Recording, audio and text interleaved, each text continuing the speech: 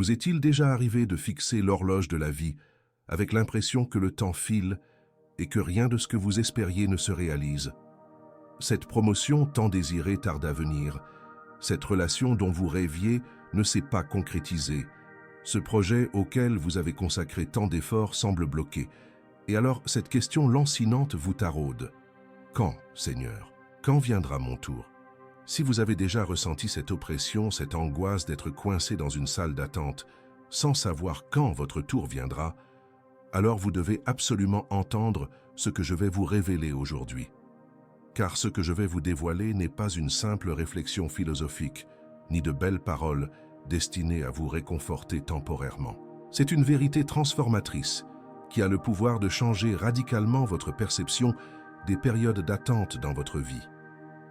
Et croyez-moi, lorsque vous comprendrez cela, lorsque cette compréhension pénétrera véritablement votre cœur, vous ne regarderez plus jamais votre vie de la même façon. La vie est faite de saisons, et personne n'ignore cela. Il y a des saisons de joie, de réussite, de célébration. Mais il y a aussi ces saisons dont on parle peu, les saisons d'attente, ces périodes où l'on a l'impression de piétiner, de donner le meilleur de soi-même, de tout faire correctement, de prier, de jeûner, de travailler dur, et pourtant, rien ne se passe. C'est comme être dans un film où tout le monde autour de soi avance, progresse, réussit, et où l'on reste là, à regarder tout cela défiler. Et le pire, c'est l'incertitude. Car si l'on savait exactement quand les choses allaient changer, ce serait plus facile à supporter, n'est-ce pas? S'il existait un chronomètre céleste affichant exactement 365 jours avant votre réponse, on pourrait s'organiser émotionnellement. Mais la vie ne fonctionne pas ainsi. Et vous savez ce qui rend tout cela encore plus difficile? C'est que nous vivons dans une société qui déteste attendre. Nous vivons à l'ère de la gratification instantanée. Envie de voir un film? Plus besoin d'attendre d'aller au cinéma ou qu'il passe à la télévision. Un clic et c'est fait. Envie de manger? Plus besoin de cuisiner ni de sortir. Commandez via l'application et vous serez livré en quelques minutes. Besoin d'informations? Plus besoin d'aller à la bibliothèque ni d'attendre qu'on vous explique. Une simple recherche sur Google et la réponse est là, en quelques secondes. Nous avons été conditionnés à nous attendre à ce que tout aille vite. Et quand quelque chose ne se produit pas comme prévu, quand l'attente est vraiment nécessaire, cela devient insupportable. On a l'impression que quelque chose cloche. On a l'impression que le système a failli. Mais voici une vérité qu'il faut dire. Dieu n'agit pas à toute vitesse. Il ne recherche pas la satisfaction immédiate. Il agit au moment parfait, au moment opportun, celui qui produit le meilleur résultat possible. Et cela signifie souvent attendre plus longtemps que nous le souhaiterions. Cela signifie traverser des épreuves que nous préférerions éviter. Cela signifie rester dans des situations que nous voulions quitter au plus vite. Et ce n'est pas de la cruauté de sa part. C'est de la sagesse. C'est de l'amour. C'est sa bienveillance envers vous, d'une manière que vous ne pouvez pas encore pleinement comprendre. Le cœur humain est fait pour désirer, rêver, espérer. C'est inscrit dans notre nature. Chaque jour, vous vous réveillez avec une attente. Il peut s'agir de quelque chose de simple ou de grandiose. La guérison d'une maladie, la sauvegarde d'un mariage en péril, la réussite à cet examen tant préparé, l'enfant tant désiré, l'entreprise que vous souhaitez créer, la réconciliation avec un être cher. Il peut s'agir de la libération d'une addiction qui vous a asservi, de la solution à une crise financière qui vous empêche de dormir, de la réponse à une décision importante ou encore de la paix au milieu d'une tempête émotionnelle. Quoi qu'il en soit, vous attendez quelque chose de concret. Et cette attente, lorsqu'elle se prolonge, devient pesante. Au début, l'attente est pleine d'enthousiasme. La foi est forte, les espoirs grands, et l'on est convaincu que cela arrivera bientôt. On en parle autour de soi. On commence même à faire des projets, certains que la réponse viendra. Puis vient l'espoir, toujours aussi fort mais déjà teinté d'anxiété. On vérifie sans cesse si quelque chose a changé. On guette le moindre signe annonciateur de la réponse. On analyse chaque détail, cherchant la preuve que Dieu est à l'œuvre. Avec le temps, l'anxiété grandit. Ce petit point se transforme en une bulle plus grosse. L'impatience s'installe. On se demande pourquoi c'est si long. La frustration s'installe. On n'en parle plus, car on en a tellement parlé sans que rien ne se soit passé, que c'en est devenu gênant. On ne fait plus de projets. car on en a déjà fait tellement et ils ont tous dû être annulés. Puis vient l'angoisse. L'attente est devenue insupportable. Elle perturbe votre sommeil. Elle vous obsède. Elle vous épuise émotionnellement. Vous essayez de ne pas y penser, mais c'est impossible. Cette question, toujours présente, vous hante. Quand? Et parfois, lorsque l'attente dépasse toute limite que vous pensiez pouvoir supporter, le désespoir s'installe. C'est ce moment où vous ne savez plus quoi faire. Vous avez tout essayé. Vous avez prié de toutes les manières. Vous avez jeûné. Vous avez cherché conseil. Vous avez fait votre part. Et rien, absolument rien n'a changé. C'est alors que les questions les plus profondes et les plus douloureuses commencent à surgir. Vous commencez à vous demander « Dieu m'a-t-il oublié? Est-il trop occupé à s'occuper de choses plus importantes et m'a-t-il oublié ?» Vous regardez autour de vous et il semble que Dieu réponde aux prières de tous, sauf aux vôtres. Vous voyez des témoignages de personnes bénies, guéries, promues, qui reçoivent des miracles et vous pensez « Et moi? Pourquoi pas moi? Qu'est-ce qui ne va pas chez moi ?» Une autre question lancinante surgit alors. Ma prière n'est-elle pas entendue? Est-ce que je prie mal? Mes paroles n'atteignent-elles pas Dieu? Vous commencez à douter de l'efficacité de vos prières. Vous vous demandez si vous n'avez pas assez de foi, si vous ne priez pas avec les bons mots, s'il n'existe pas une formule magique que vous n'avez pas encore découverte. Et puis vient la question la plus dangereuse de toutes. Ai-je mal agi? Suis-je puni pour un péché passé? Dieu est-il en colère contre moi? Vous commencez à fouiller dans votre mémoire, à la recherche de la cause de ce retard dans la réponse. Vous commencez à vous sentir coupable de choses que vous avez déjà confessées, dont vous vous êtes repenti et pour lesquelles vous avez été pardonné. Vous vous demandez, ne suis-je pas digne? Ne suis-je pas assez bon? Ne priais-je pas assez? Ne lis-je pas assez la Bible? Ne sers-je pas assez? Et cette spirale de pensée peut vous mener dans les ténèbres, vers le désespoir, l'amertume et l'éloignement de Dieu, précisément au moment où vous avez le plus besoin d'être près de lui. C'est pourquoi il est crucial que vous compreniez la vérité que je m'apprête à vous révéler.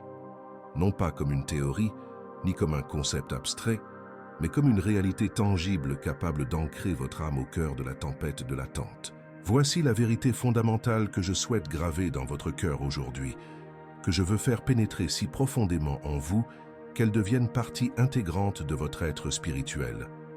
Dieu a un plan spécifique, détaillé, personnalisé et parfait pour vous.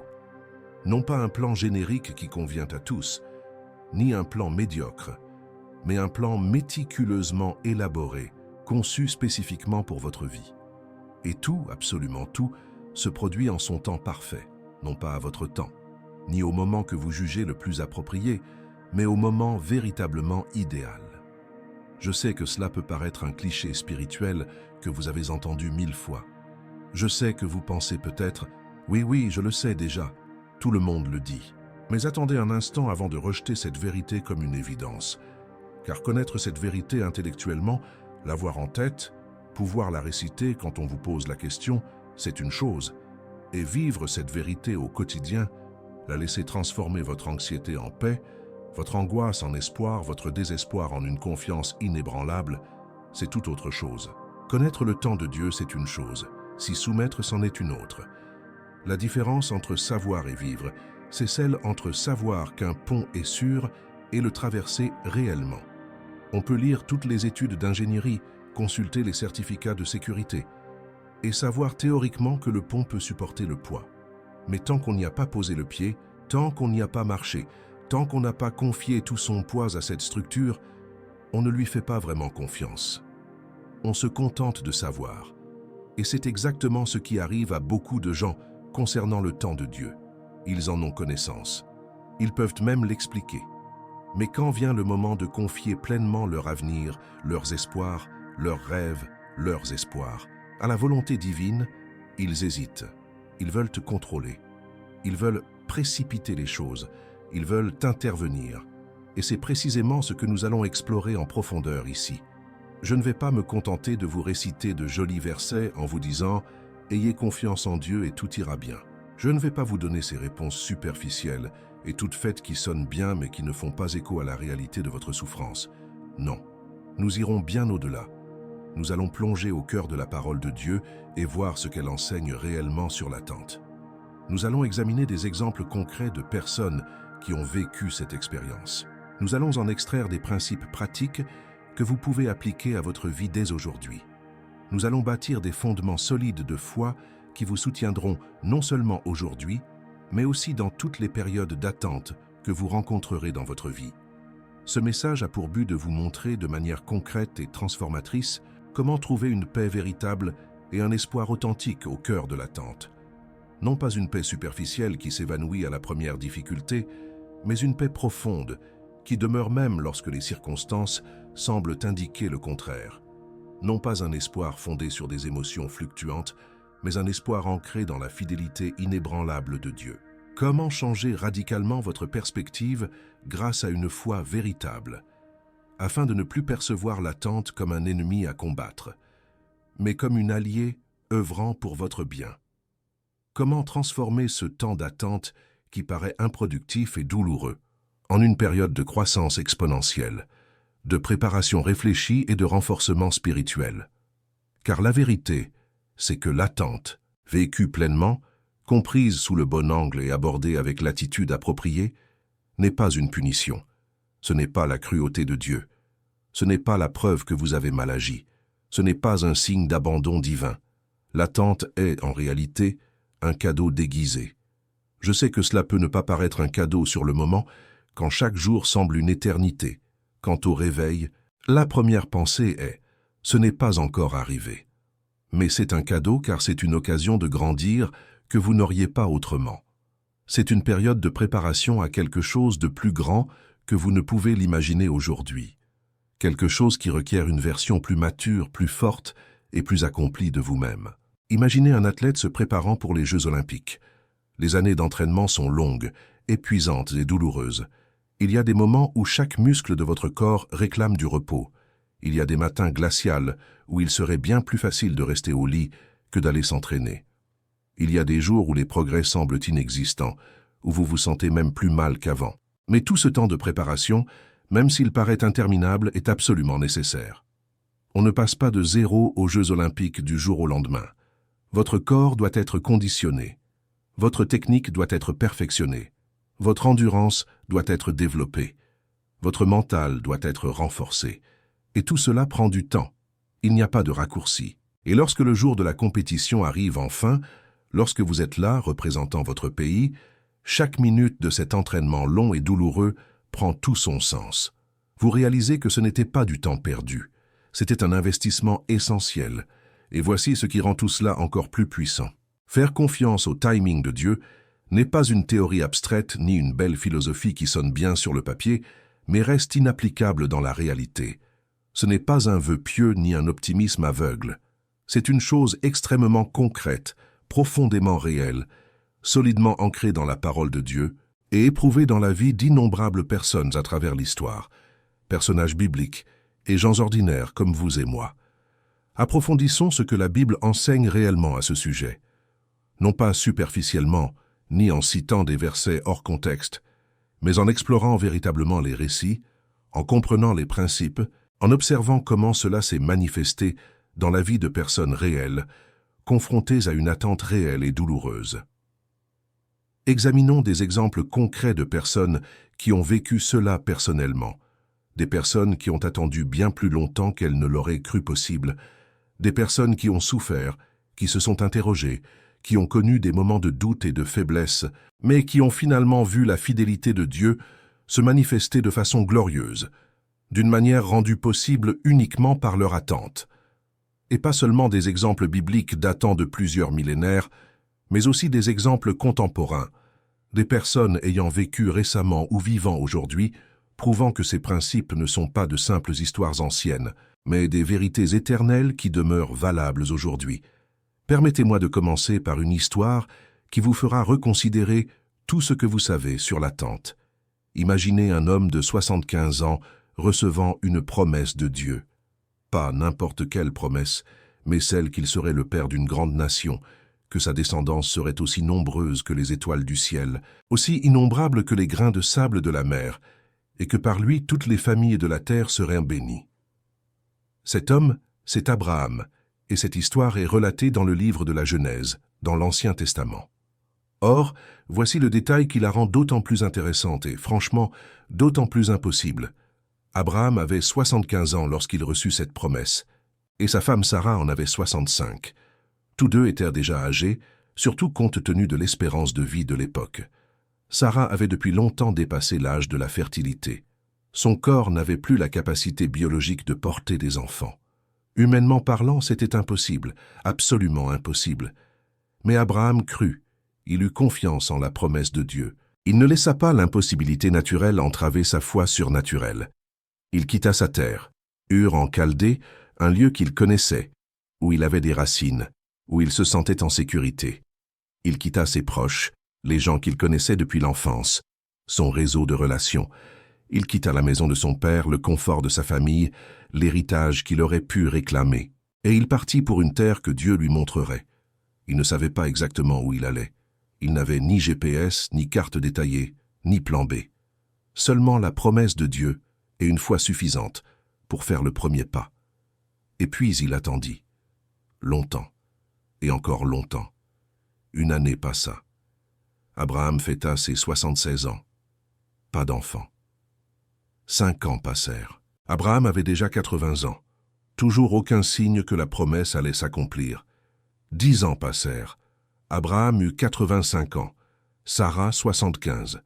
Chaque année qui passait rendait la promesse plus impossible, et non moins. Le temps jouait contre eux et non en leur faveur. 15 ans. Abraham 90 ans. Sarah 80 ans. 20 ans. Et rien. Pas d'enfant. Aucun signe. Aucune preuve tangible que ce que Dieu avait promis allait se réaliser. Pouvez-vous imaginer ce qui a bien pu traverser l'esprit d'Abraham durant tout ce temps? Les doutes qui ont dû l'assaillir. Les nuits où il contemplait les étoiles. Ces mêmes étoiles dont Dieu s'était servi pour illustrer la promesse d'une descendance nombreuse, et se demandait s'il avait bien compris la voix divine. Était-ce vraiment Dieu qui parlait, ou était-ce son imagination? Avait-il correctement interprété ce qu'il avait entendu? Les moments où Sarah a dû se demander si cela valait la peine de continuer à attendre, les conversations difficiles qu'ils ont dû avoir, les larmes qu'ils ont dû verser mois après mois lorsqu'il est devenu évident, une fois de plus, qu'il n'y aurait pas de grossesse. Voici un point fascinant que l'on omet souvent en racontant cette histoire. Le récit biblique nous montre qu'ils ont connu des moments de faiblesse. Ce n'étaient pas des héros de la foi inébranlable, c'étaient des êtres humains comme nous. À un moment donné, après 10 ans d'attente, Sarah, lasse et frustrée par le retard apparent de Dieu, décida de l'aider. Elle pensa « Trop de temps a passé. Je suis trop vieille. Il est clair que les choses ne se passeront pas comme prévu. Je dois prendre les choses en main. » Elle suggéra donc à Abraham d'avoir un fils avec sa servante Agar. Dans la culture de l'époque, cela était acceptable. Un fils né de la servante serait considéré comme le fils de la maîtresse. Cela semblait une solution raisonnable, et Abraham accepta. Ismaël naquit, un beau garçon en pleine santé. Abraham l'aima. Enfin, il avait un fils. Enfin, il avait un héritier. Le problème, c'est que ce n'était pas le fils de la promesse. Ce n'était pas le plan de Dieu. C'était un plan humain qui tentait de se substituer au plan divin. Et cela engendra de terribles complications au sein de la famille. La jalousie entre Sarah et Agar, des tensions au sein du foyer, des conflits et de la souffrance. C'était une tentative humaine de hâter le plan de Dieu, de faire advenir à notre époque ce que Dieu voulait accomplir au temps divin. Et les conséquences furent difficiles et durables. Aujourd'hui encore, des milliers d'années plus tard, nous en voyons les conséquences dans le conflit qui oppose les descendants d'Isaac à ceux d'Ismaël. Mais Dieu, dans son infinie fidélité, dans son insondable grâce, n'a pas abandonné Abraham et Sarah. Il est resté ferme dans sa promesse. Il n'a pas dit « Ah, vous n'avez pas cru en mon timing, c'est donc fini, vous avez raté votre chance. » Non, il a réaffirmé sa promesse. Il a clairement indiqué que le Fils promis devait encore venir. Et il a continué d'œuvrer en secret, préparant tout pour le moment parfait. Finalement, quand Abraham eut 100 ans, et Sarah 90 alors que c'était absolument impossible, que le corps d'Abraham était déjà mort, comme le décrit la Bible, que le ventre de Sarah était stérile, alors qu'il n'y avait plus aucune possibilité humaine, Isaac naquit, le fils de la promesse, le miracle attendu depuis 25 ans, 25 ans d'attente. Imaginez un peu, un quart de siècle à attendre une promesse qui semblait de plus en plus impossible chaque année. Ce n'était pas 25 jours, ce n'était pas 25 semaines, ce n'était pas 25 mois, c'était 25 années entières. Voici la leçon essentielle que nous ne pouvons ignorer, que nous ne pouvons laisser passer inaperçue. Ce qui nous apparaît comme un retard, compte tenu de notre compréhension limitée et de notre vision à court terme, fait peut-être partie du plan parfait de Dieu. Car Dieu voit bien au-delà de l'instant présent. Il embrasse l'ensemble. Il perçoit d'un seul coup toutes les pièces du puzzle. Il discerne les liens invisibles entre des événements apparemment sans rapport. Il entrevoit les conséquences futures de chaque événement présent. Et il comprend comment chaque détail s'intègre parfaitement au plan d'ensemble. Si Isaac était né alors qu'Abraham avait 76 ans, peu après la promesse, il aurait été un fils comme les autres, né naturellement d'un couple encore en âge de procréer. Rien d'extraordinaire à cela. C'eût été normal, prévisible. Mais sa naissance, à ce moment précis et dans ces circonstances, de parents déjà biologiquement incapables d'avoir des enfants, a fait de lui un témoignage vivant de la puissance de Dieu, une démonstration claire et indéniable que Dieu accomplit ses promesses, même quand tout semble impossible, même quand la logique s'y oppose, même quand la science le déclare impossible. Ce garçon grandit en sachant qu'il était un miracle. Son nom même, Isaac, qui signifie « rire », lui rappelait sans cesse le rire de Sarah lorsqu'elle apprit qu'elle aurait un fils à un âge avancé, et comment ce rire d'incrédulité s'était mué en rire de joie lorsque l'impossible était devenu réalité. Toute la nation issue de lui trouverait ses fondements dans un acte surnaturel de Dieu. Chaque fois que l'on raconterait l'histoire d'Israël, il faudrait commencer par ce miracle. L'attente n'était pas un retard, c'était une préparation, c'était un renforcement de la foi, c'était une manifestation du caractère de Dieu. C'était Dieu qui s'assurait que personne ne puisse y voir une coïncidence ou une œuvre humaine. C'était clairement, indéniablement, manifestement l'œuvre de Dieu. Passons maintenant à une autre histoire tout aussi puissante et transformatrice. Parlons d'un homme nommé Moïse. Vous connaissez sans doute Moïse comme le grand libérateur d'Israël, celui qui a affronté Pharaon, l'homme le plus puissant du monde à cette époque, et lui a dit « Laisse partir mon peuple ». Celui qui a fendu la mer Rouge, qui a conduit des millions de personnes à travers le désert, qui a reçu les 10 commandements directement de Dieu sur le mont Sinaï, qui a parlé à Dieu face à face comme un homme parle à son ami. Mais saviez-vous qu'avant de devenir ce chef puissant, ce libérateur courageux, ce prophète extraordinaire, Moïse a passé 40 ans, 40 années entières, dans le désert, à ne rien faire de grandiose, rien d'important aux yeux des hommes. Permettez-moi de vous raconter toute l'histoire, afin que vous compreniez l'ampleur de l'attente et de la préparation de Moïse. Moïse naquit durant une période terrible de l'histoire d'Israël. Les Hébreux étaient réduits en esclavage en Égypte depuis des générations. Pharaon, craignant qu'ils ne deviennent trop nombreux et ne constituent une menace, avait ordonné que tous les nouveau-nés hébreux mâles soient tués à la naissance. Imaginez l'horreur, des mères accouchant et se faisant arracher leurs bébés des bras pour les tuer. C'était un génocide systématique. Mais Jochebed, la mère de Moïse, était une femme d'une foi et d'un courage extraordinaire. Dès la naissance de Moïse, voyant qu'il était un enfant exceptionnel, elle refusa de le livrer à la mort. Pendant 3 mois, elle le cacha, au péril de sa vie et de celle de toute sa famille. Mais un bébé ne peut plus être caché. Les bébés font du bruit.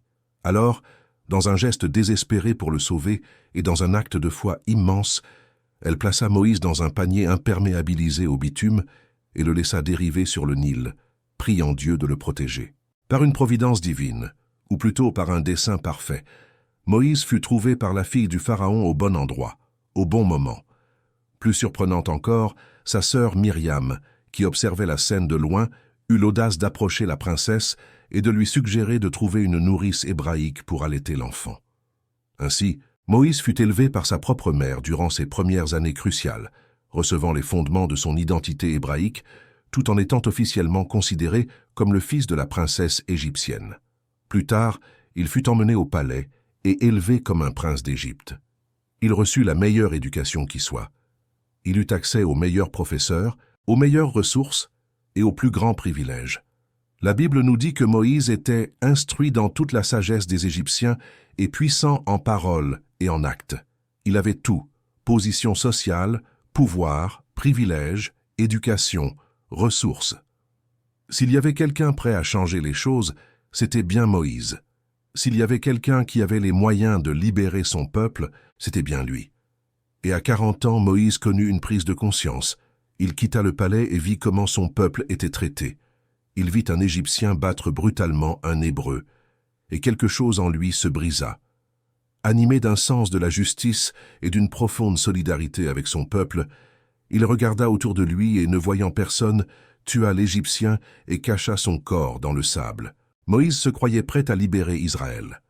La Bible, dans le livre des Actes, nous dit qu'il pensait que ses compatriotes israélites comprendraient que Dieu se servait de lui pour les délivrer. Il pensait que le moment était venu. Il pensait avoir l'âge requis, la position adéquate et les ressources nécessaires. Il pensait que Dieu l'utiliserait à cet instant précis. Mais il se trompait. Non pas sur sa vocation, il était bel et bien appelé à libérer Israël, mais sur le moment choisi, sur la méthode et sur le niveau de préparation nécessaire. Le lendemain, alors qu'il tentait de s'interposer dans une querelle entre deux Hébreux, l'un d'eux l'interpella. « Qui t'a nommé prince et juge? Vas-tu me tuer comme tu as tué cet Égyptien ?» Le crime avait été découvert. Pharaon l'apprit et voulut faire tuer Moïse. Moïse, le puissant prince d'Égypte, dut fuir pour sauver sa vie. Il se retrouva dans le désert de Madian, loin de tout ce qu'il connaissait, loin de son pouvoir et de ses privilèges, loin de toute possibilité d'accomplir sa vocation. Et il resta là, pendant 40 ans, 4 décennies, la moitié d'une vie. Imaginez la frustration, imaginez le sentiment d'échec, imaginez les nuits où il a dû contempler les étoiles, se demandant ce qui avait bien pu mal tourner. Moïse avait toutes les ressources, toute l'éducation, toute la position, toute l'influence nécessaire pour changer les choses, accomplir sa destinée, libérer son peuple. Et pourtant il était là, au milieu de nulle part, à garder des moutons. Non pas à la tête d'armée, non pas à la tête de nation, non pas à la libération d'esclaves, à garder des moutons, l'un des métiers les plus simples, les plus humbles, les plus insignifiants aux yeux du monde. 40 ans, c'est assez pour renoncer à n'importe quel rêve. C'est assez pour se convaincre qu'on a tout mal interprété. C'est assez pour conclure qu'on n'a jamais été appelé à rien de particulier, que ce qu'on prenait pour la voix de Dieu n'était que le fruit de son imagination. C'est assez pour accepter d'être une personne ordinaire, vouée à une vie ordinaire. C'est assez pour que l'appel s'éteigne définitivement dans notre cœur, et c'est probablement ce qui est arrivé à Moïse. Sans doute, après 10, 20, 30 ans passés dans le désert, avait-il complètement renoncé à l'idée d'être le libérateur d'Israël. Il avait accepté de ne être qu'un berger jusqu'à la fin de ses jours. Mais voici ce que Moïse ignorait durant ces 40 années d'apparente errance. Dieu œuvrait en lui d'une manière imperceptible. Ce désert n'était pas un exil vain. Ce n'était pas une punition. Ce n'était pas du temps perdu. C'était une école de leadership divin. C'était une formation invisible mais essentielle. C'était Dieu qui façonnait son caractère, qui travaillait à son humilité, qui développait sa confiance en lui, qui forgeait sa patience, qui lui enseignait des leçons qu'il n'aurait pu apprendre au palais. Moïse, âgé de 40 ans, était impulsif. Dans un accès de rage, il tua un homme. Confiant en ses propres capacités, il croyait pouvoir libérer Israël grâce à son pouvoir, sa position et ses ressources. Il était orgueilleux et autosuffisant. Et ce Moïse, malgré ses bonnes intentions et la sincérité de son désir d'aider son peuple, n'était pas prêt à guider Israël. Si Dieu s'était servi de ce Moïse de 40 ans, cela aurait été un désastre. Moïse se serait appuyé sur sa propre sagesse, aurait eu recours à des méthodes humaines et aurait recherché la gloire personnelle. La libération d'Israël aurait alors été attribuée à la force et aux capacités de Moïse, et non à la puissance de Dieu. Mais Moïse, âgé de 80 ans, celui qui avait passé 40 ans dans le désert, brisé, humilié, vidé de tout, était complètement différent. Lorsque Dieu lui apparut enfin dans le buisson ardent et l'appela à libérer Israël, Moïse ne sauta pas de joie en s'écriant « Enfin, je le savais, j'ai toujours su que j'étais appelé à cela ». Non. Il s'interrogea. Il douta. Il dit qu'il n'en était pas capable. Il dit qu'il ne savait pas bien parler. Il demanda à Dieu d'envoyer quelqu'un d'autre. Il fit tout son possible pour convaincre Dieu qu'il avait choisi la mauvaise personne. Et c'est précisément ce Moïse-là, ce Moïse brisé, humble et dépendant, qui ne se fiait plus à ses propres capacités, que Dieu utilisa puissamment. Car Moïse savait désormais que tout ce qu'il accomplirait, tout miracle se produirait, toute victoire remportée ne serait pas le fruit de ses propres mérites, de sa propre sagesse, de sa propre force, mais de la puissance de Dieu agissant à travers lui. Et c'est ce qui fit de Moïse le plus grand chef qu'Israël ait jamais connu.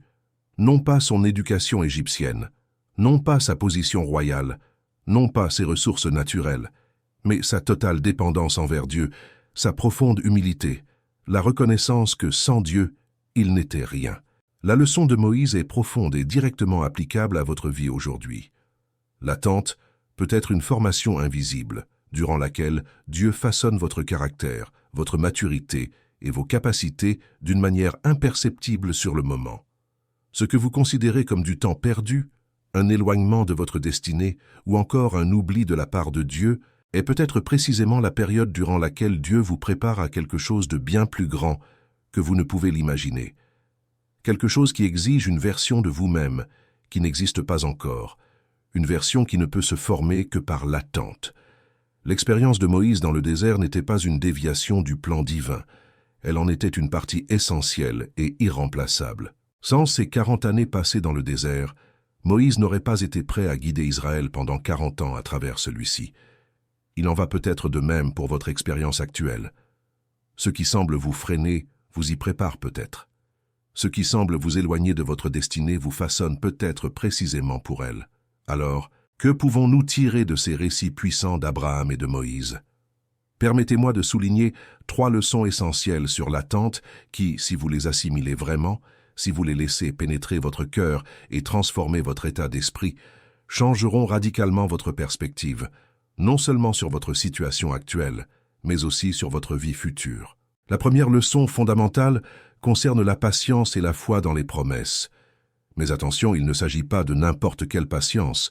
Ce n'est pas simplement attendre passivement, comme quelqu'un qui s'ennuie dans une salle d'attente, fixant l'horloge, soupirant et souhaitant que le temps passe plus vite. Ce n'est pas une résignation fataliste. Ce n'est pas cette attitude du « tant pis, il n'y a pas d'autre solution, je vais devoir prendre mon mal en patience ». Non, c'est attendre activement, avec espérance, avec une confiance vivante et dynamique que Dieu est à l'œuvre même lorsque rien ne se produit en apparence. C'est continuer à croire fermement lorsque tous les signes extérieurs, toutes les circonstances visibles, tous les faits naturels crient le contraire. C'est s'accrocher aux promesses de Dieu même quand le temps semble s'écouler, quand la logique dit que c'est impossible, quand votre entourage vous encourage à abandonner. C'est cette foi qui ne repose pas sur ce que vous voyez, mais sur ce que vous savez du caractère de Dieu.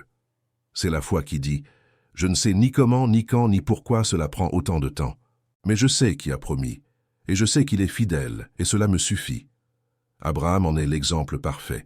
La Bible dit dans l'Épître aux Romains, chapitre 4, qu'il ne douta point de la promesse de Dieu, mais que sa foi fut fortifiée, rendant gloire à Dieu, pleinement convaincu de sa capacité à accomplir ce qu'il avait promis. Cela ne signifie pas pour autant qu'il n'eut jamais le moindre doute ou la moindre faiblesse. Nous l'avons clairement constaté lorsqu'il accepta le projet de Sarah d'avoir un enfant avec Agar. Mais son orientation générale, sa position dominante, sa direction fondamentale demeurait la foi. En définitive, malgré les hauts et les bas, malgré les moments de faiblesse, il continua de croire. Et cette foi inébranlable, cette confiance qui refusa de s'éteindre, malgré toutes les preuves du contraire, lui fut imputée à justice. Et voyez le fruit de cette patience empreinte de foi. Aujourd'hui, des milliers d'années plus tard, Abraham est considéré comme le père de la foi. Il est une source d'inspiration pour des milliards de personnes. Son histoire continue d'apporter l'espoir à ceux qui attendent, qui luttent pour préserver leur foi, qui doutent que Dieu tienne ses promesses. Et cela n'a été possible que parce qu'il a attendu 25 ans. Si Isaac était né en une seule année, l'histoire aurait beaucoup moins d'impact. Elle n'aurait pas véritablement mis à l'épreuve la foi d'Abraham. Mais 25 ans, voilà la vraie foi. Voilà une confiance éprouvée et confirmée. Voilà un témoignage puissant. La deuxième leçon cruciale, absolument essentielle, concerne la préparation et la croissance tout au long du processus. Voici une vérité que vous devez profondément comprendre. L'attente ne se résume jamais à la destination finale, à l'atteinte de la ligne d'arrivée, à l'obtention de la réponse. Il s'agit fondamentalement de la personne que vous devenez en chemin. Il s'agit de la transformation intérieure qui s'opère durant ce voyage. Dieu ne se contente pas de vous préparer la bénédiction, il vous prépare à la recevoir. Et la différence est fondamentale. Souvent, nous voulons obtenir le résultat final immédiatement. Nous voulons une promotion sans passer par le processus. Nous voulons une entreprise florissante sans la période d'apprentissage. Nous voulons une relation saine sans d'abord devenir nous-mêmes. Nous voulons un ministère influent sans la période d'incertitude où se forge le caractère. Mais Dieu, dans son infinie sagesse, sait que si nous recevons une bénédiction avant d'y être préparés, si nous obtenons ce que nous désirons avant d'être devenus ce que nous devons être, nous pouvons détruire la bénédiction, ou elle peut nous détruire. Combien d'histoires connaissez-vous de personnes ayant reçu un cadeau extraordinaire, un héritage conséquent, une gloire soudaine, le pouvoir politique, un succès fulgurant, avant d'y être préparés, et dont la bénédiction s'est transformée en malédiction?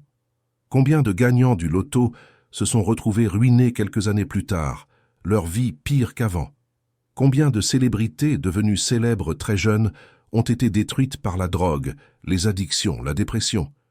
Combien de dirigeants parvenus très rapidement ont été impliqués dans des scandales moraux faute d'avoir la maturité nécessaire pour exercer le pouvoir?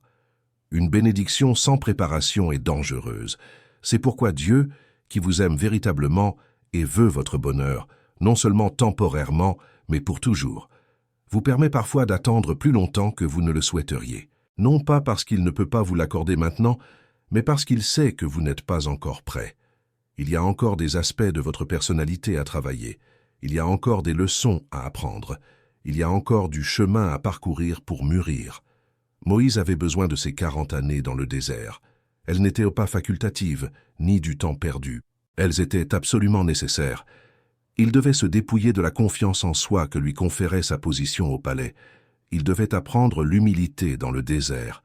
Il devait apprendre à guider les brebis avant de diriger un peuple, car si l'on n'est pas fidèle dans les petites choses, on ne peut prétendre à de grandes responsabilités. Il devait développer une totale dépendance envers Dieu, au lieu de s'appuyer sur ses propres forces. Il devait apprendre la patience durant ces longues années passées à accomplir un travail humble. Il devait se transformer d'un prince orgueilleux en un humble serviteur. Si Dieu avait choisi Moïse âgé de 40 ans, impulsif, sûr de lui, habitué au luxe et au confort du palais, sans avoir véritablement connu la rude vie du désert, la délivrance d'Israël aurait été un désastre complet. Moïse aurait paniqué à la première difficulté. Il aurait abandonné face à l'adversité. Il se serait fié à sa propre stratégie au lieu de rechercher la volonté divine. Mais Moïse, âgé de 80 ans, forgé et affiné par 40 années passées dans le désert, humble et brisé, entièrement dépendant de Dieu, était enfin prêt. L'attente l'avait préparé. Et lorsque son heure fut venue, il était doté non seulement des compétences nécessaires, mais aussi d'un caractère fort. Et la troisième leçon fondamentale, peut-être la plus difficile à accepter mais absolument essentielle, concerne la confiance en la vision d'ensemble de Dieu. Voici la réalité. Nous ne percevons qu'une infime partie de l'histoire. C'est comme si nous regardions la vie par le trou d'une serrure, n'apercevant qu'une minuscule portion de ce qui se passe de l'autre côté. Nous ne voyons que le présent immédiat et un fragment du passé récent. Notre vision est extrêmement limitée, mais Dieu est de l'autre côté de la porte, embrassant tout d'un seul regard, d'une perspective radicalement différente. Le passé, le présent, l'avenir, les liens entre les événements, les conséquences de chaque action, le déroulement de chaque décision, et comment chaque pièce de ce vaste puzzle s'imbrique parfaitement avec les autres. Il voit comment chaque retard est en réalité un alignement parfait dans le temps. Il voit comment chaque non est une protection divine contre ce qui semblait bon mais aurait été néfaste, ou un guide vers un avenir meilleur encore invisible. Il voit comment chaque détour apparent est en réalité une correction essentielle. Imaginez, Si vous pouviez remonter 10 ans en arrière, parler à votre jeune moi d'il y a 10 ans et lui donner la réponse à une question qui vous taraudait alors, le feriez-vous?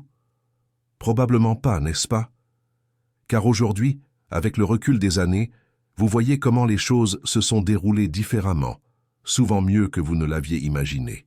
Vous comprenez que ce qui vous paraissait absolument essentiel à ce moment-là n'était pas aussi important que vous le pensiez. Vous comprenez que les détours qui semblaient frustrants étaient en réalité des corrections providentielles qui vous ont mené vers un avenir meilleur. Vous comprenez que certaines portes restées fermées, qui vous ont anéanti à l'époque, vous ont en fait protégé de situations qui auraient pu être destructrices. Dieu a cette même perspective rétrospective sur toute votre vie, mais d'une manière encore plus vaste et profonde. Contrairement à nous, il n'est pas limité par le temps. Il voit la fin dès le commencement. Il connaît chaque personne que vous rencontrerez, chaque opportunité qui se présentera, chaque épreuve que vous surmonterez, chaque joie que vous éprouverez. Et grâce à cette vision complète et parfaite, nous pouvons lui faire entièrement confiance, même lorsque nous ne comprenons pas. Nous pouvons trouver la paix, même dans l'incertitude. Nous pouvons avoir la sérénité même dans l'attente. Permettez-moi une petite pause, car je sais que vous assimilez beaucoup d'informations et de principes profonds. Si ce message vous touche, si vous sentez que Dieu vous parle à travers ces mots, et que cela change véritablement votre perspective sur votre situation d'attente, j'aimerais vous demander une faveur. Cliquez sur le bouton « J'aime » ci-dessous. Ce simple geste m'est d'une grande aide. Il me montre que ce contenu est utile, qu'il a un impact, qu'il fait la différence. Et cela me motive énormément à continuer d'investir du temps et des efforts pour vous offrir des enseignements bibliques profonds, substantiels et transformateurs. Et si vous n'êtes pas encore abonné à la chaîne, abonnez-vous dès maintenant et activez les notifications. Chaque semaine, je publie des messages comme celui-ci, des enseignements qui nourriront votre foi, fortifieront votre espérance et vous donneront des outils concrets pour vivre une vie chrétienne victorieuse. Vous ne voudrez manquer aucun de ces messages. Chacun est soigneusement préparé, médité et conçu pour avoir un véritable impact sur votre vie spirituelle. Alors abonnez-vous dès maintenant. Et souvenez-vous, votre présence ici n'est pas le fruit du hasard. Vous n'êtes pas arrivé sur cette vidéo par hasard. Dieu a un message important, un message précis à vous transmettre à travers celui-ci. Alors, restez avec moi. À présent, voyons si ces principes peuvent s'appliquer concrètement à votre quotidien. Car toute cette théorie, toute cette connaissance biblique, toutes ces histoires inspirantes ne servent à rien si nous ne pouvons pas les relier à notre vie pratique, aux situations réelles auxquelles nous sommes confrontés chaque jour. Alors, faisons-le dès maintenant. Vous travaillez dur, vous vous levez tôt, vous partez tard. Vous faites des heures supplémentaires, vous vous investissez pleinement et vous dépassez les attentes. Vous prenez des initiatives, vous résolvez les problèmes, vous proposez des solutions. Vous vous qualifiez, vous suivez des formations, vous développez vos compétences. Vous êtes ponctuel, responsable et engagé. Pourtant, cette promotion que vous méritez tant, pour laquelle vous avez tant travaillé, ne vient toujours pas. Vous voyez des collègues moins qualifiés qui travaillent moins, qui arrivent en retard, qui se contentent du strict minimum, être promus, tandis que vous restez bloqué au même poste année après année. La frustration est réelle et légitime. Le sentiment d'injustice est compréhensible. Vous vous sentez dévalorisé, ignoré, exploité. Et la tentation est grande de s'aigrir, de relâcher ses efforts, d'abandonner puisque cela ne semble plus avoir d'importance. Mais que se passerait-il si, et réfléchissez-y un instant, ouvrez-vous à cette possibilité, vous n'étiez pas encore prêt pour ce poste. Non pas en termes de compétences techniques, ni en termes de compétences professionnelles, vous les possédez sans aucun doute, mais en termes de caractère, de maturité émotionnelle, de capacité à gérer la pression intense liée à cette responsabilité accrue, de capacité à diriger avec sagesse, de capacité à prendre des décisions difficiles avec intégrité. Peut-être Dieu voit-il que si vous étiez promu maintenant, le pouvoir vous monterait à la tête. Peut-être voit-il que vous n'avez pas encore acquis l'humilité nécessaire pour bien gérer l'autorité. Peut-être voit-il que vous n'avez pas encore la force émotionnelle nécessaire pour faire face à la pression constante de cette fonction. Peut-être vous protège-t-il d'une situation qui semblerait formidable au premier abord, mais qui finirait par vous détruire, vous ou votre famille. Peut-être cette période d'attente est-elle précisément ce dont vous avez besoin pour développer les qualités de caractère qui feront de vous non seulement un chef compétent sur le plan technique, mais un leader véritablement exceptionnel. Ou peut-être que le scénario n'est pas encore tout à fait au point. L'équipe que vous seriez amené à diriger n'est peut-être pas encore constituée. La situation de l'entreprise doit peut-être évoluer d'une manière que vous ne pouvez pas encore percevoir.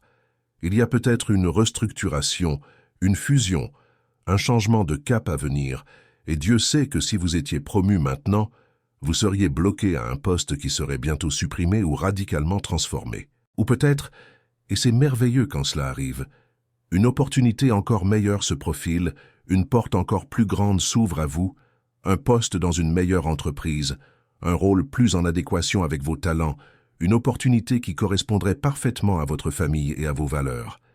Et si vous étiez promu maintenant au poste que vous convoitez, vous passeriez complètement à côté de cette formidable opportunité qui se profile.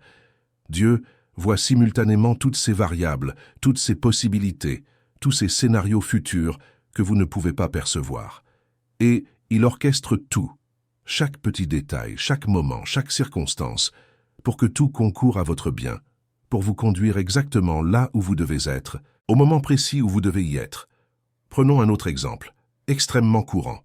Vous avez un projet, un rêve, une entreprise que vous souhaitez concrétiser depuis des années. Vous y croyez passionnément. Vous avez une vision claire. Vous avez élaboré des plans. Vous avez tenté votre chance à maintes reprises de différentes manières, mais les portes restent désespérément fermées. Les investisseurs qui semblaient intéressés disparaissent. Les partenaires potentiels refusent. On a l'impression que tout conspire contre vous. Chaque tentative se heurte à un obstacle différent. Il serait très facile, très naturel, de conclure que votre rêve n'est tout simplement pas la volonté de Dieu, qu'il faut abandonner sur le champ, accepter qu'il n'est pas fait pour vous, et passer à autre chose. Et parfois, cette conclusion est juste.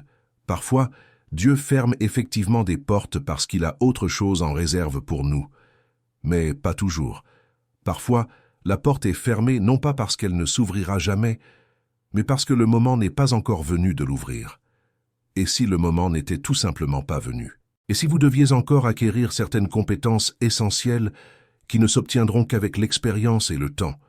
Et si vous deviez encore nouer des contacts cruciaux qui ne se présenteront que dans les mois ou les années à venir? Et si vous deviez encore développer certains aspects de votre entreprise, peaufiner certains éléments de votre produit ou service, ce que vous ne pourrez faire qu'avec plus de temps et de maturité? Et si le marché, l'économie, la technologie, le contexte culturel n'étaient pas encore prêts pour ce que vous avez à offrir? Et si un lancement maintenant était voué à l'échec, tandis qu'un lancement dans 2 ans serait synonyme de succès retentissant? Pensez à toutes ces entreprises et produits incroyables, lancés trop tôt et ayant échoué, avant d'être relancés des années plus tard avec un succès retentissant. Le timing est absolument crucial. Et Dieu, qui embrasse le temps et les circonstances dans leur ensemble, sait précisément quand le moment est venu. Alors, au lieu d'abandonner ou de vous aigrir, mettez ce temps d'attente à profit. Continuez à vous perfectionner. Continuez à apprendre. Continuez à développer votre réseau. Continuez à vous préparer. Ainsi, lorsque l'opportunité se présentera enfin, et elle se présentera en temps voulu, vous serez parfaitement prêt à la saisir et à en tirer le meilleur parti. Permettez-moi de partager un autre exemple qui touche profondément de nombreuses personnes. Vous priez pour une guérison physique. Il peut s'agir de votre propre guérison ou de celle d'un être cher. Vous avez jeûné, vous avez pleuré, vous avez supplié Dieu de toutes vos forces, vous avez reçu l'onction. Des personnes ont prié pour vous, mais la guérison ne vient pas. Les symptômes persistent, l'état du patient s'aggrave. Les médecins n'ont pas de réponse satisfaisante. Et chaque jour qui passe sans guérison met votre foi à l'épreuve. Vous commencez à vous demander si Dieu guérit vraiment aujourd'hui, si les miracles existent réellement, si votre foi est suffisante. Et je n'ai pas de réponse facile ni simpliste à cela. Je ne vais pas vous dire que si vous croyez suffisamment, la guérison viendra automatiquement, car ce n'est pas ce que la Bible enseigne, et ce n'est pas ce que nous constatons dans la réalité. Des personnes extrêmement fidèles ne reçoivent parfois pas de guérison physique dans cette vie. L'apôtre Paul a prié 3 fois pour un mal qui le tourmentait, et Dieu a répondu par la négative, expliquant que sa grâce était suffisante et que sa puissance s'était manifestée pleinement dans la faiblesse de Paul. Timothée, le disciple bien-aimé de Paul, souffrait fréquemment de problèmes d'estomac qui, apparemment, n'ont pas été guéris miraculeusement. Job, un homme juste, a enduré d'intenses souffrances physiques dans le cadre d'un processus plus vaste qu'il ne comprenait pas. Je ne peux donc pas vous promettre que la guérison physique arrivera exactement au moment où vous le souhaitez. Mais je peux vous dire ceci, Dieu est bon. Il vous aime parfaitement. Il sait ce que vous traversez. Il se soucie profondément de vous. Et il œuvre pour votre bien, même si vous ne le voyez pas encore. Parfois, la guérison est immédiate. Parfois, elle est progressive. Parfois, elle passe par les médecins et les traitements. Parfois, elle se manifeste de façon inattendue. Et parfois, la guérison, c'est Dieu qui vous donne une force surnaturelle pour bien vivre malgré votre état, transformant votre faiblesse en un témoignage puissant, utilisant votre histoire pour encourager et inspirer les autres. Ce dont je suis certain, c'est que Dieu ne laisse jamais nos souffrances être vaines. Il les utilise toujours pour des desseins plus grands.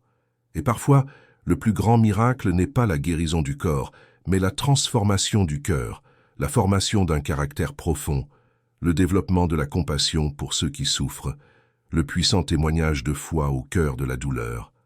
Alors, continuez de prier, continuez de croire, continuez d'avoir confiance, mais soyez aussi ouverts à la manière dont Dieu veut agir dans votre situation et non pas simplement changer la situation. Ces exemples concrets nous ramènent à cette puissante métaphore que j'évoquais plus tôt, mais qui mérite d'être approfondie. Imaginez une graine que l'on plante dans la terre. On prépare soigneusement le sol. On choisit la bonne graine. On la plante à la profondeur adéquate. On la recouvre de terre. On l'arrose abondamment. Et ensuite, rien, absolument rien de visible ne se produit. Vous scrutez chaque jour ce lopin de terre, espérant y voir quelque chose, le moindre signe de croissance, la preuve que la graine a germé, l'indication que tous vos efforts ont porté leurs fruits. Mais rien, juste de la terre. Jour après jour, vous arrosez fidèlement ce sol apparemment desséché et rien ne se produit. Une semaine passe, 2 semaines. Et vous commencez à vous interroger avec anxiété. La graine était-elle bonne? Était-elle viable ou était-elle déjà morte? Avez-vous commis une erreur lors du semis? Avez-vous semé trop profondément ou pas assez? Avez-vous trop arrosé ou pas assez? Quelque chose va-t-il pousser ici? Ou bien perdez-vous votre temps et votre énergie? Visiblement, observablement, objectivement, il ne se passe absolument rien. C'est du temps perdu, un effort totalement vain. Vous pourriez être productif, mais vous êtes là à arroser une terre stérile. Si vous abandonniez maintenant, personne ne vous en voudrait. Après tout, vous avez essayé. Vous lui avez donné une chance raisonnable. Ça n'a pas marché. Il est temps de passer à autre chose. Mais la vérité, cette merveilleuse vérité, celle qui change tout, c'est que quelque chose d'extrêmement important se produit en ce moment même, sous terre, totalement invisible à vos yeux limités, mais absolument essentiel au résultat final. La graine traverse une étape cruciale. D'abord, elle absorbe l'eau, s'hydratant après avoir été sèche et en dormance. Ensuite, elle brise sa coque protectrice, celle-là même qui l'a protégée pendant sa maturation, mais qui doit maintenant se rompre pour permettre sa germination. Ce processus de rupture peut sembler une destruction, mais il marque en réalité le début de la vie. La graine commence alors à développer une petite racine qui s'enfonce dans le sol, cherchant la profondeur et créant ainsi une base solide et stable. Cette racine continue de croître vers le bas avant que la plante ne se développe vers le haut. Elle absorbe les nutriments essentiels du sol et s'enracine fermement. Elle crée un système de soutien qui sera absolument indispensable lorsque la plante émergera enfin. Elle accumule la force, l'énergie et les ressources nécessaires pour ce moment crucial où elle percera la surface. Tout ce processus souterrain, invisible et apparemment improductif est absolument essentiel et ne peut être précipité. Il n'y a pas de raccourci. On ne peut pas sauter ces étapes. Si quelqu'un impatient décidait d'aider en déterrant la graine pour voir ce qui se passe, il détruirait complètement le processus. Si la graine apparaissait miraculeusement à la surface, sans avoir traversé tout ce processus souterrain, sans avoir développé de racines profondes au préalable, le premier coup de vent la terrasserait. Sans fondation, sans structure de soutien, Elle serait incapable de se tenir droite face aux difficultés. Mais parce qu'elle a investi ce temps crucial, apparemment improductif mais absolument essentiel, sous la surface, à créer des racines profondes, à développer une structure robuste, à absorber les nutriments vitaux, lorsqu'elle émerge enfin, et elle émergera au moment précis, ni avant ni après, elle possède des bases solides, une structure robuste, une réelle capacité à résister aux tempêtes qui ne manqueront pas de survenir. Et alors, non seulement elle survit, mais elle prospère, grandit forte et saine, finit par produire des fruits abondants et devient exactement ce qu'elle était destinée à être depuis l'instant où elle a été plantée. Mon ami, ta vie est comme une graine. Ce que Dieu accomplit en toi durant cette longue période d'attente est invisible, mais essentiel à ta destinée. Il œuvre en profondeur, au-delà des apparences.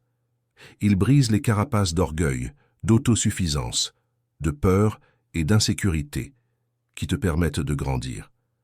Il enracine profondément une foi inébranlable, une confiance absolue, un caractère fort et une totale dépendance envers lui. Il fortifie tes fondements spirituels, émotionnels et même physiques.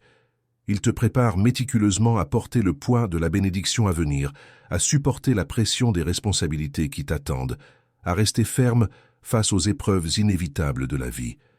Et lorsque le moment absolument parfait arrivera, ni avant car vous ne seriez pas encore prêt, ni après, car ce serait inutile. Lorsque le moment précis se présentera, un moment que Dieu seul connaît parfaitement, vous émergerez, vous percerez la surface, vous verrez la lumière du jour. Et lorsque vous émergerez, lorsque votre réponse arrivera enfin, lorsque votre promesse se réalisera enfin, vous serez doté d'une force authentique, d'une structure solide, de racines profondes, qu'aucune tempête future ne pourra déraciner, d'un caractère forgé qu'aucune bénédiction ne pourra corrompre, d'une humilité inébranlable qu'aucun succès ne pourra détruire. Alors, comment vivre cette période d'attente de manière concrète, constructive et transformatrice? Comment garder une foi inébranlable quand tout semble indiquer que rien ne se passe? Comment persévérer quand chaque jour ressemble au précédent, sans progrès visible? Voici quelques étapes concrètes, pratiques et éprouvées que vous pouvez mettre en œuvre dès aujourd'hui pour vivre cette période d'attente, non pas avec une résignation passive, mais avec une foi active et un objectif clair. La première étape, absolument fondamentale, conserver une perspective positive et fondée sur la vérité. Cela ne signifie en aucun cas nier la réalité difficile à laquelle vous êtes confronté, ni prétendre que tout va bien alors que ce n'est manifestement pas le cas. Il ne s'agit pas de se voiler la face et d'ignorer les problèmes réels. Il s'agit de choisir consciemment et intentionnellement de se concentrer chaque jour sur ce que vous savez être éternellement vrai au sujet de Dieu, plutôt que de se focaliser exclusivement et de manière obsessionnelle sur ce que vous voyez temporairement dans votre situation. Les circonstances sont par nature éphémères, elles changent constamment. Ce qui est vrai aujourd'hui ne le sera peut-être plus demain. Mais le caractère de Dieu est éternel, immuable, d'une fiabilité absolue. Les circonstances fluctuent énormément.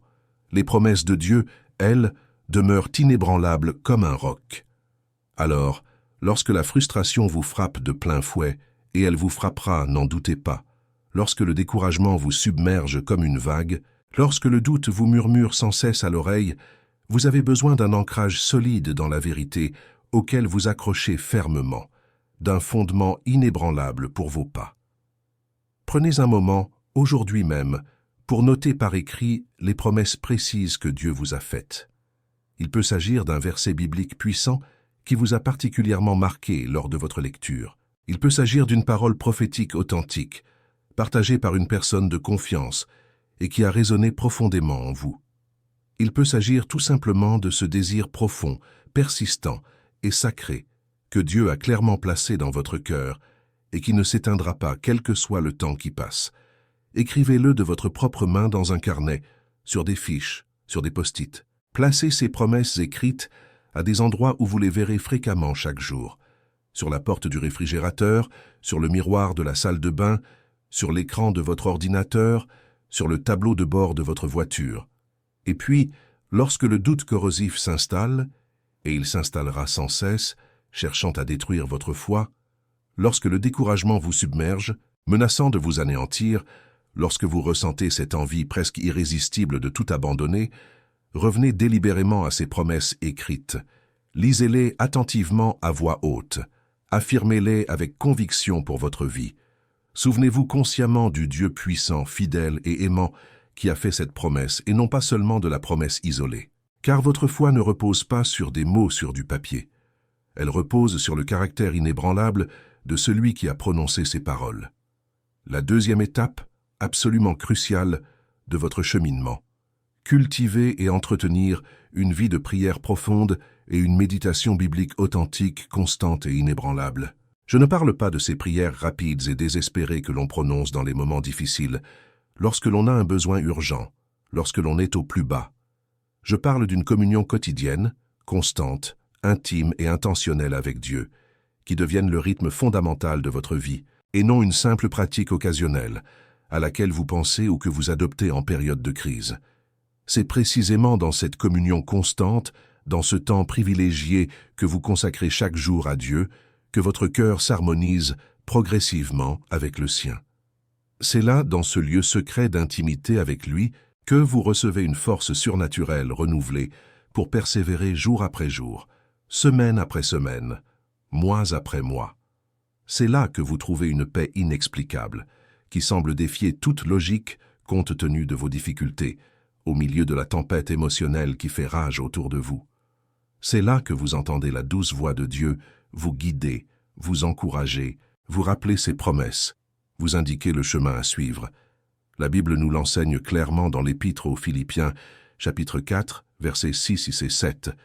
Ne vous inquiétez de rien, mais en toute chose, par la prière et la supplication, avec des actions de grâce, faites connaître à Dieu vos demandes, et la paix de Dieu qui surpasse toute intelligence gardera vos cœurs et vos pensées en Jésus-Christ. Vous rendez-vous compte de la profondeur de ce verset si puissant? Il ne s'agit pas de dire « ne vous sentez pas anxieux », car les émotions surviennent automatiquement et nous ne les contrôlons pas totalement. Il s'agit plutôt de dire « ne vous laissez pas envahir par l'anxiété, ne la laissez pas devenir votre refuge ». Lorsque l'anxiété frappe inévitablement à votre porte, et elle frappera, car vous êtes humain et vivez dans un monde imparfait, vous disposez d'un outil incroyablement puissant et éprouvé. La prière sincère, authentique et vulnérable. Présentez à Dieu toutes vos demandes précises. Soyez précis. Soyez totalement honnête avec chacune de vos émotions. Dieu sait déjà parfaitement ce que vous ressentez, alors il est inutile d'essayer de le cacher ou de faire semblant que tout va bien quand ce n'est pas le cas. Ouvrez-lui votre cœur sans retenue. Parlez-lui de votre frustration grandissante. Exprimez votre profonde lassitude. Confessez vos doutes les plus sincères. Partagez vos peurs paralysantes. Il peut tout entendre. Il ne sera ni choqué ni offensé. Il préfère de loin votre honnêteté brute à une religiosité superficielle. Et avec toutes vos demandes urgentes, vos cris de désespoir, exprimez aussi une gratitude sincère et profonde. Remerciez-le en particulier pour les innombrables fois où il a fidèlement répondu à vos prières. Remerciez-le pour les nombreuses bénédictions que vous recevez déjà, ici et maintenant. Remerciez-le pour sa fidélité inébranlable qui ne vous a jamais fait défaut. Remerciez-le de vous avoir façonné à travers ce chemin, même si c'est douloureux. Voici la magnifique, la puissante et surnaturelle promesse. Une paix qui surpasse toute compréhension humaine, qui semble illogique aux yeux de ceux qui la contemplent, et qui gardera et protégera sans cesse votre cœur et votre esprit. Cette paix n'est pas l'absence de problèmes, mais la présence de Dieu au cœur même des problèmes. Ce n'est pas la résolution de tous les problèmes, mais la certitude que celui qui résout toutes choses est avec vous, qu'il agit et qu'il règne en maître absolu. Et je vais vous confier une chose extrêmement importante à ce stade de notre cheminement ensemble. Si vous appréciez sincèrement ce message profond et que vous sentez qu'il touche votre cœur de manière significative, qu'il apporte une différence réelle et tangible à votre vie, à votre vision des choses, à votre foi, j'aimerais vous demander quelque chose de précis en ce moment crucial. Faites quelque chose pour moi, pour vous-même, et pour tous ceux qui ont besoin de ce message. Cliquez maintenant sur le bouton « J'aime » ci-dessous. Ce geste simple, mais puissant, m'est d'une aide précieuse à bien des égards. Tout d'abord, cela me prouve clairement que ce type de contenu profond, substantiel et solidement ancré dans la Bible vous est véritablement utile. qu'il touche et transforme des vies, et qu'il a un impact éternel. Ces retours positifs me motivent énormément et m'encouragent profondément à continuer d'investir le temps, les efforts et la prière nécessaires pour vous offrir chaque semaine des enseignements bibliques d'une telle profondeur, d'une telle richesse et d'une telle application pratique.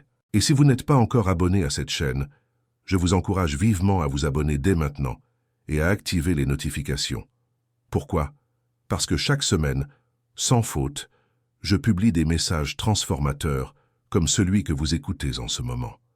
Des enseignements soigneusement préparés, nourris par la prière et conçus avec intention, qui alimenteront votre foi, fortifieront votre espérance et vous donneront des outils pratiques pour vivre une vie chrétienne authentique, victorieuse, abondante et pleine de sens. Vous ne voudrez absolument manquer aucun de ces messages puissants.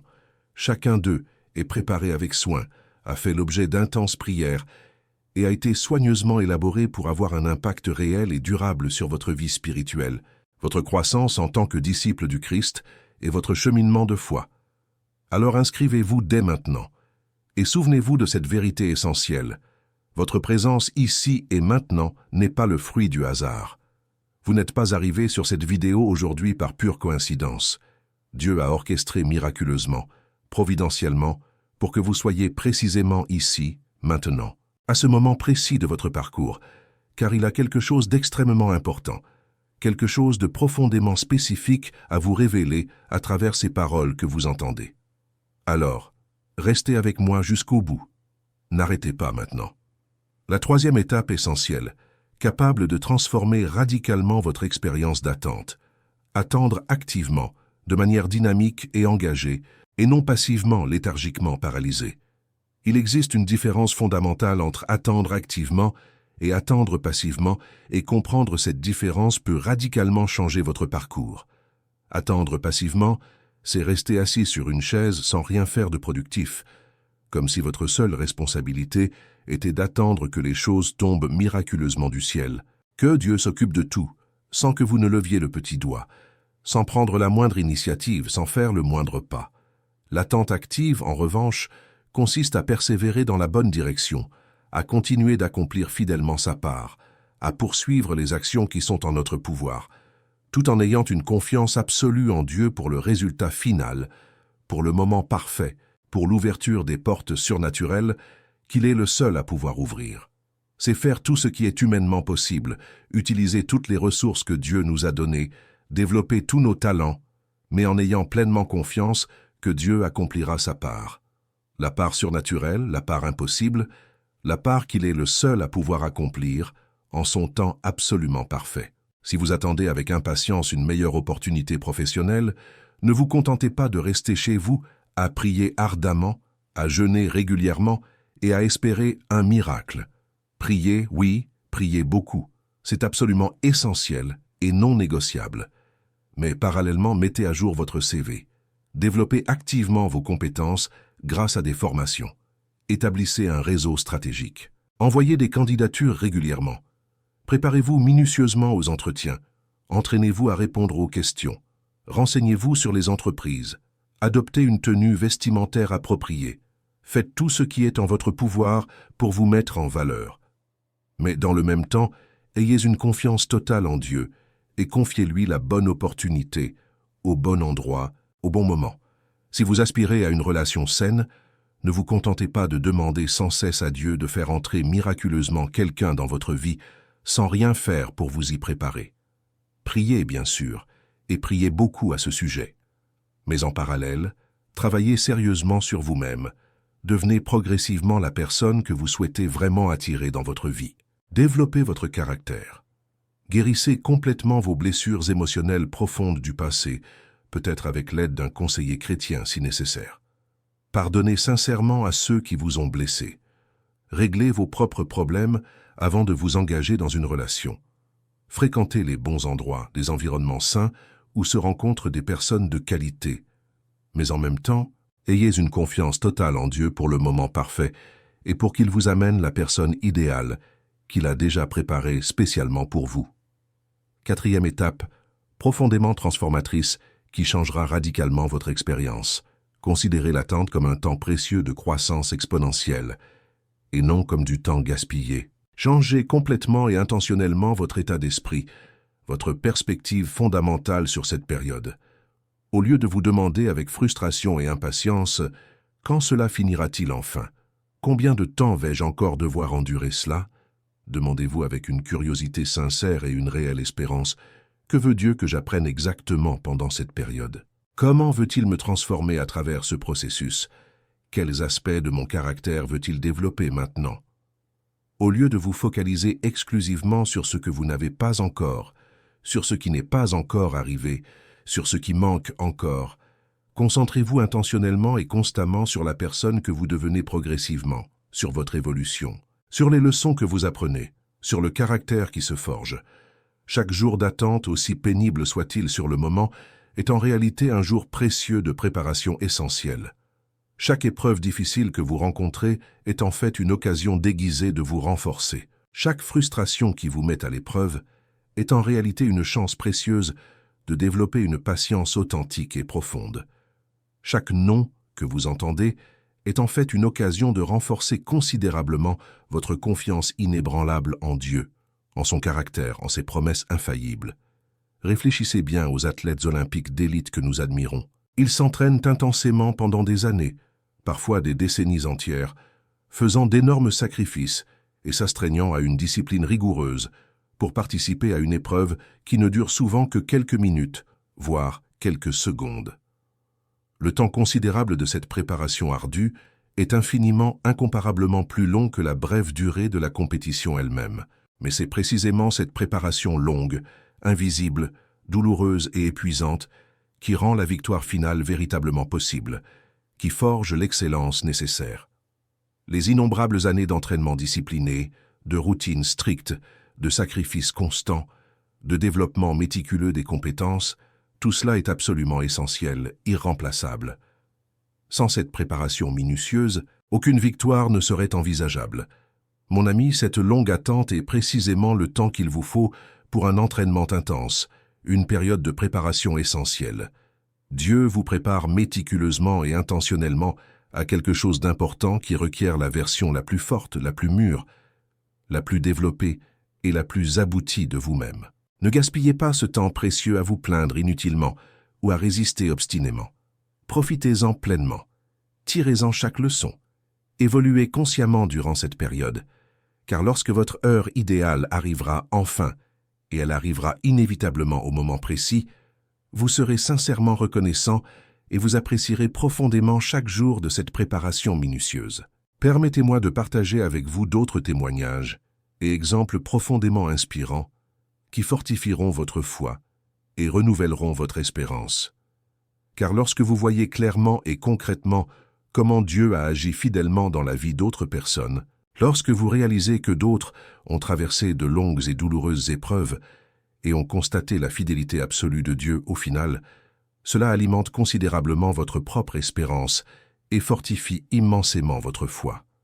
Le choix vous appartient entièrement. Les circonstances extérieures ne sont peut-être pas directement sous votre contrôle, mais votre réaction intérieure, elle, l'est totalement. Alors, choisissez avec sagesse aujourd'hui. Choisissez de faire pleinement confiance, même lorsque cela semble totalement illogique. Choisissez d'attendre avec une foi vivante, même lorsque c'est vraiment difficile et douloureux. Choisissez de grandir intentionnellement, même lorsque la douleur est intense. Choisissez de rendre grâce sincèrement, même lorsqu'il est extrêmement tentant de vous plaindre amèrement. Choisissez de persévérer avec courage, même lorsqu'il est terriblement tentant d'abandonner, car, au final, vous découvrirez cette vérité profonde. La longue attente n'avait pas pour but d'obtenir exactement ce que vous vouliez, au moment où vous le vouliez. Il s'agissait fondamentalement de devenir précisément qui Dieu voulait que vous soyez. Et cette profonde transformation de caractère est en vérité le plus grand don qui soit.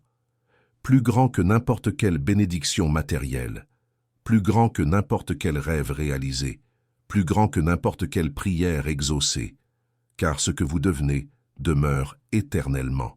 Ce que vous obtenez est éphémère. Voici donc mon dernier défi, un défi puissant que je vous lance maintenant.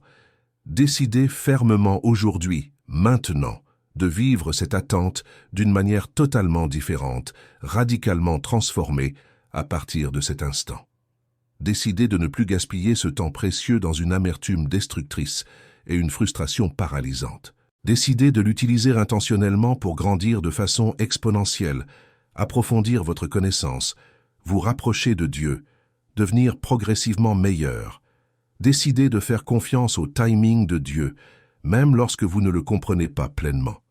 Décidez d'être un puissant témoignage de foi inébranlable au cœur de cette longue attente, afin que, lorsque votre réponse arrivera enfin, votre histoire inspirante de fidélité puisse encourager ceux qui attendent avec impatience.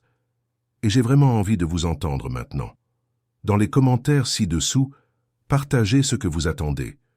Vous n'êtes pas obligé d'entrer dans les détails si vous ne le souhaitez pas. L'important est de le partager. Dites simplement « J'attends la guérison »,« J'attends une opportunité » ou « J'attends un rétablissement ». Après avoir partagé ce que vous attendez, partagez aussi une chose pour laquelle vous êtes sincèrement reconnaissant aujourd'hui, même au cœur de cette attente difficile.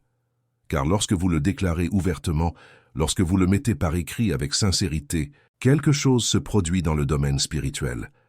Votre foi est miraculeusement fortifiée, votre espoir est puissamment renouvelé, et vous créez un environnement encourageant de soutien mutuel où nous pouvons tous nous appuyer les uns sur les autres dans ce cheminement de foi. Que Dieu vous comble de bénédictions, qu'il vous accorde une paix profonde, qu'il fortifie votre foi, qu'il renouvelle votre espérance, et puissiez-vous bientôt voir sa fidélité se manifester glorieusement dans votre vie. Amen.